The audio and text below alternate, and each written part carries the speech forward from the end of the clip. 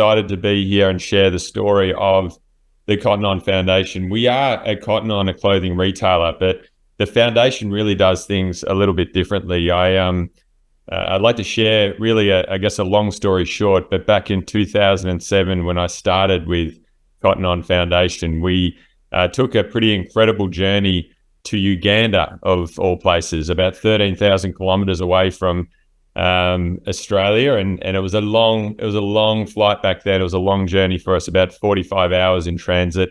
I remember jumping on a plane from Melbourne through to Dubai. We stopped off in Ethiopia, stopped in Kenya, and then eventually got to Uganda. But I got picked up in this amazing little pickup truck, jumped in the front, threw my rucksack in the back, and I literally had to use some rope to close the door shut, and off we went on an 8-hour drive along sort of pothole roads for what felt like an eternity towards the Tanzania border. And we got there late at night, and I remember, this is before the days of iPhone, I had a Nokia in my hand, had the light out, and just tried to find a bed. I remember feeling a bed. There was no electricity in this village, so it was pitch black, and I was exhausted. I fell asleep, and the next morning I was woken up by the parish priest in this village called Manu Village. And it was raining. It was absolutely pouring. It's tropical in Uganda, as some of you might know. And when it rains, it absolutely pours. And I had my hoodie on. I walked down past the village on the left of me, and it was like a ghost town. There wasn't anyone outside of their houses or the shops. And I kept walking past, and I came to a small brick hut, and I peered in, and to the right of me, as my eyes kind of adjusted to the light, it's quite dark. To the right of me was about 30 young children huddled up on the ground. And to the left of me was this beautiful Ugandan woman who I later found out was a mother from the community, and she was the teacher, and this was the school. And so I stood there for a moment, and as the rain was pouring in on the tin roof, there were holes in it, so the floor was dirt. It was turning to mud. These kids, most of them didn't have shirts on. None of them had shoes on. Their pages were wet. Their pencils were broken.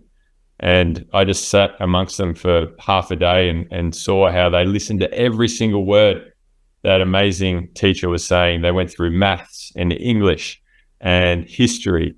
I actually learned a bit myself, and later that day, we walked down the road. The rain had stopped, thankfully. We walked down the road about 3 kilometers to this little boy's house. His name was Paul, and he was about 11 years old.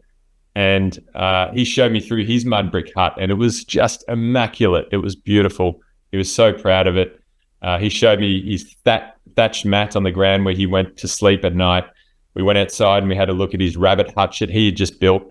3 little rabbits in there that he was so proud of. And I remember being on my knees and saying, "Thank you so much, Paul. Can you say thank you to your mother and father?" And I remember him saying that he'd never met his father, and his mother had passed away from HIV/AIDS 12 months beforehand.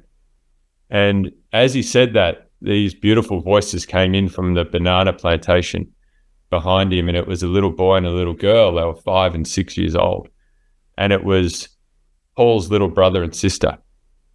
So he was this young man, 11 years old, who had to fend for himself, find food and water for his little brother and sister, had the courage to walk down 3 kilometers in the rain and sit in a school that's falling down around him. And that was education for young people in Uganda. And we later found out that, the population back then was 48% aged between 0 and 16. So really half a country of kids. And what we did was really just talk to everyone. We talked to all members of the community, from the priests to teachers to mums to dads to students, and understanding what could we possibly do as a retailer? What could we possibly do to help this local community? And they were very clear. They said, we need education. We need a better school for our children. We need clean water. And we need medical support. And that's what we did. We built a brand new school. We dug a borehole for clean water. We planted crops for food security. And then we renovated the healthcare centre for the 2 nurses that were working out there and doing an incredible job. And we raised about $140,000 Aussie dollars that year, and it went very quick. But we came back and we told the story. And I think that's where the Cotton On Foundation was born, and really our model. It's all about, for us, engaging our youth customer and really our young staff base as well. Our team members, 20,000 people across the globe, their average age is 24 years old. Our customers' average age is 22 years old. So really, the cool thing about this model is that it's youth funded, and we see youth impact as well. So it starts with amazing products, sustainably designed and delivered into our stores globally, where our customers and our teams can take action. And from there, we guarantee that 100% goes back to the Cotton On Foundation to make an impact. And importantly, we share the proof, we share the stories, and share the impact that's being made through video and imagery, and take our customers and our team on the journey, because that's what we're all about. It's that transparency and that opportunity to really make an impact. It was probably 3 or 4 years ago that we actually asked all of our VIP customers at Cotton On a really important question. It was actually a survey that went for about 15 minutes. And we had over 20,000 respondents, which is awesome. We got some amazing data. And one of the critical questions in there was, where do you want to see the money go? What is the impact that you want to see? And I think because I knew who we were at Cotton On Foundation, holistic education came in at number one. And it was a very clear 2 and 3 across the globe in different countries. It shifted position a little bit, but it was very clear it was environment and mental health. And that's where we really formed our next vision of the Cotton On Foundation, which was to deliver or view a world where every young person can thrive under those 3 pillars. And the kind of the cool thing behind that is that really catapulted our ability to fundraise. And through that time, we've been able to raise over $170 million since 2007. So over 100 million euro. And I think the cool thing behind that is it is all customer led. It is led by young people, because they're so passionate about the causes and the partnerships we bring to them as well.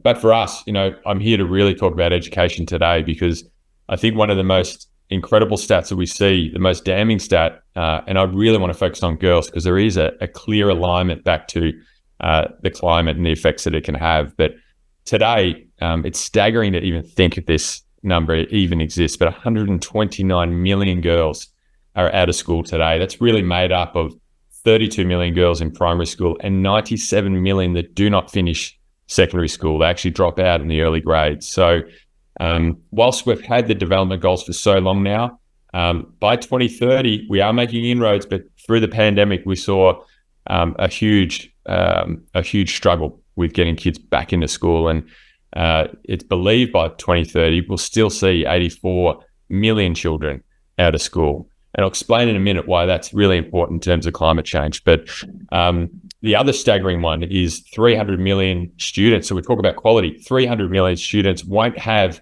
the basic numeracy and literacy skills they need to succeed in life, that they need to take pathways, that they need to get jobs and understand how they can change and affect their community.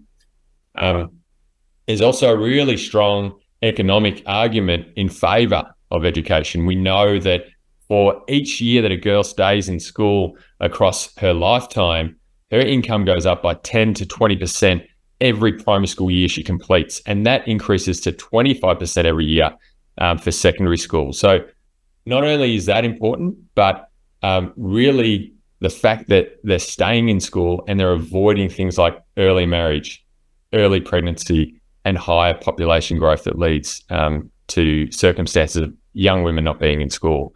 So quite clearly, there's an alignment of slowing population growth by keeping women, particularly young girls, in school.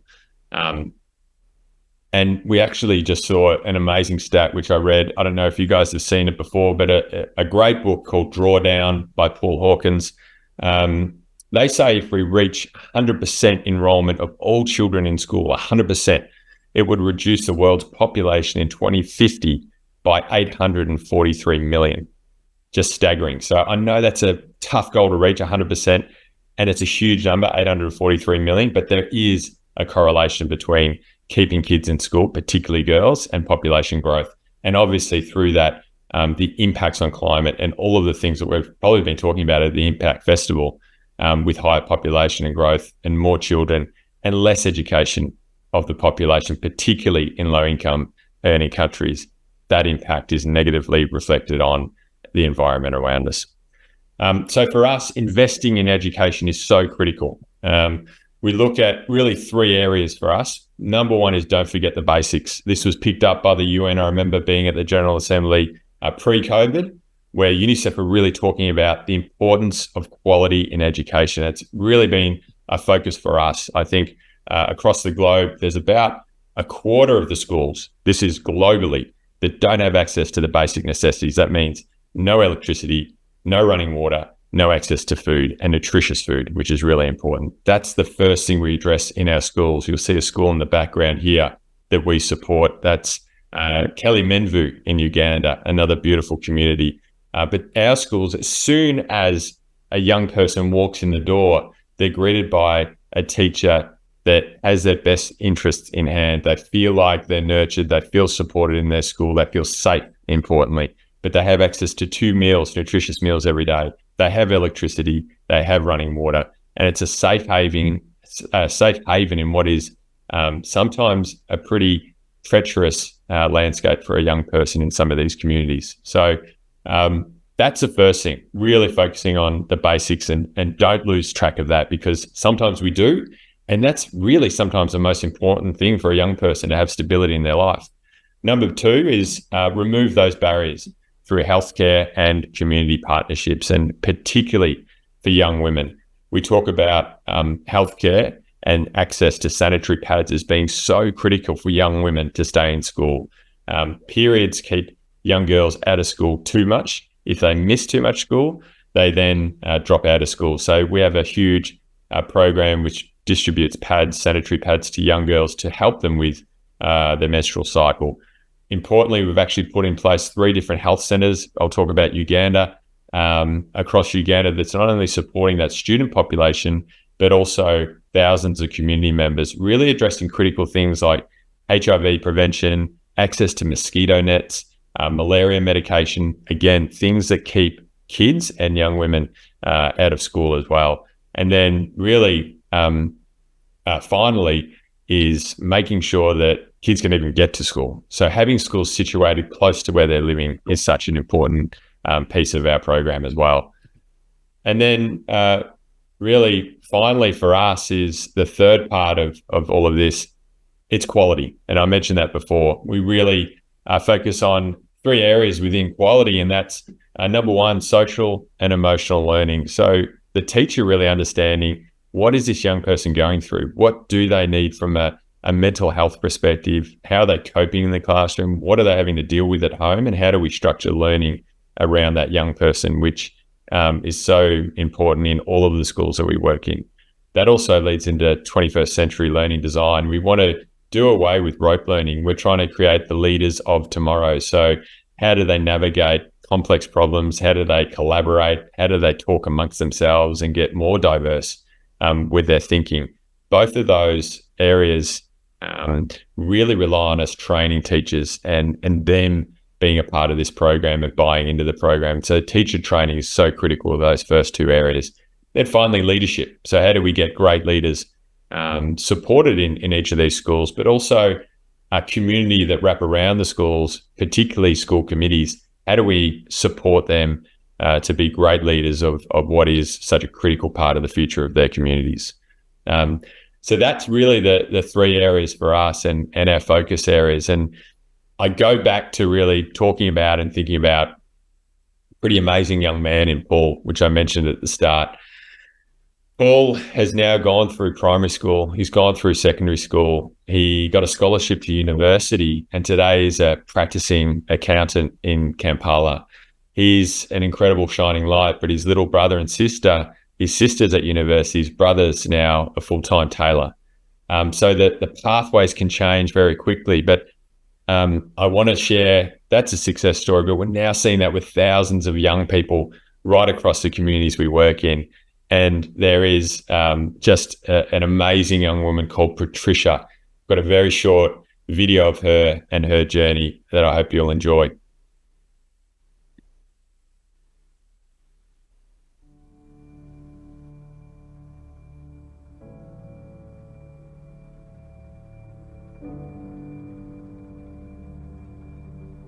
Nambaja Patricia. I'm studying. I'm offering a national certificate in plumbing. These people who gives us jobs, they sometimes underestimate us ladies and then think we can't do the job. If someone asks me, Trisha, which course are you offering? I say plumbing? You? No. And I'm like, what? Why?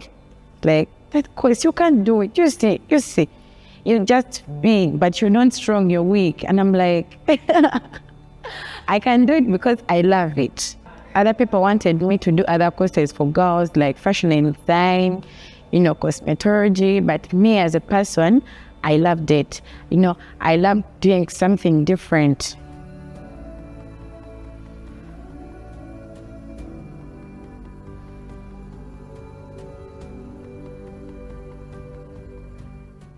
I used to have my studies from this class. I have a lot. I remember from this place because I used to sit here actually. I used to sit here, have my lessons. My parents, all the parents in Uganda, they just give birth. Not planning. If COF wasn't giving me my tuition, I couldn't be studying right now. COF started helping me from my primary 3. They also helped me in my O-level journey. And then now they're still helping me in my course that I'm offering right now. Men underestimate girls. Actually, when I went for my internship, first year, English would say, girls, you don't climb there. Don't get. I was like, why? I'm a girl, and I'd love to go there. I'd love to put up that fitting right there. But you're a girl, your hands, no. I wanted to do what men could do, what they think a woman cannot do. So I wanted to prove them wrong, that girls can even do better than them. You don't have good grades when you're studying something just because you want to impress your parents. In the end, you're the one to face the world, not your parents. When I'm done, my father will be maybe proud. When he says me, maybe we'll say, this girl, she's kind of special.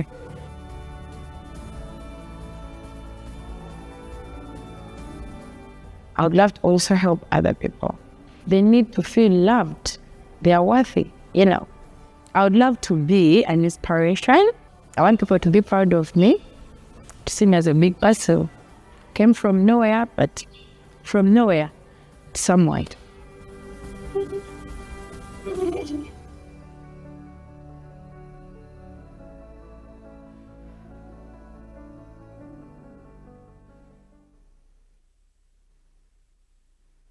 Patricia, what an incredible inspiration. I spoke to her a couple of months ago, and one of the most amazing things about Patricia is she's so passionate about talking to so many more young people about her journey and how particularly young girls can join her on that pathway as well. We're now seeing so many thousands, in fact, of young people that are following similar pathways to what Patricia is. So it's uplifting to see, but we have got a global challenge ahead of us. We know keeping girls in school in particular will have an impact not only on our community, but on our climate as well.